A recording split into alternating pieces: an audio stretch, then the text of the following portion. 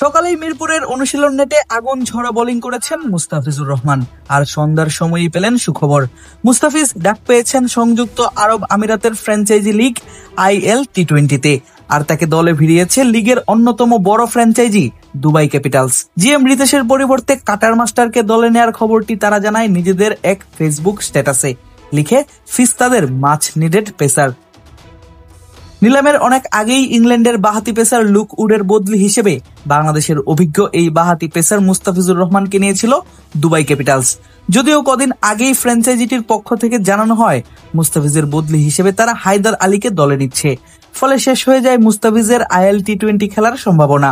তবে এবার তারা আবারও মুস্তাফিজকে দলে ভিড়িয়েছে রিতেশের পরিবর্তে।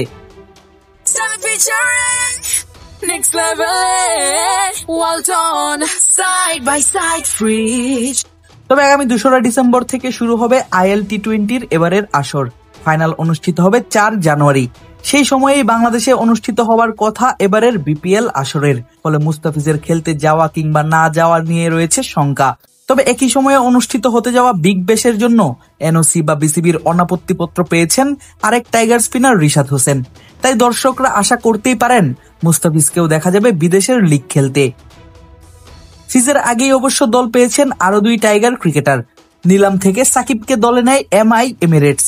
ভিত্তিমূল্য $40,000 বাংলাদেশের সাবেক অধিনায়ককে পেয়েছে IPL এর দল মুম্বাই ইন্ডিয়ান্সের মালিকানাধীন দলটি।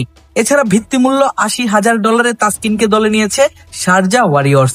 ফলে এবারের আসরে 3 বাংলাদেশি ক্রিকেটারের খেলা দেখার সুযোগ রয়েছে দর্শকদের সামনে। আগামী আসরের জন্য ইতোমধ্যেই দল গুছিয়ে ফেলেছে ফ্র্যাঞ্চাইজিগুলো। মুস্তাফিজের দুবাই ক্যাপিটালসে খেলতে দেখা যাবে Mohammad Nabi, Rovman Powell, Gulbadin Naib, Jimmy নিশামদের। অপরদিকে সাকিব আল হাসানের MI এমিরেটসের স্কোয়াডে আছেন Andre Fletcher, Fazal Haq Farooqi, Chris Woakes, Romario Shepherd, Kamindu মেন্ডিসের মতো তারকা ক্রিকেটাররা। শারজা ওয়ারিয়র্সে তাসকিনের সঙ্গে দেখা যাবে Jayden Seales, Dinesh Karthik, Sikandar Raza, Tim David, Johnson চার্লসদের।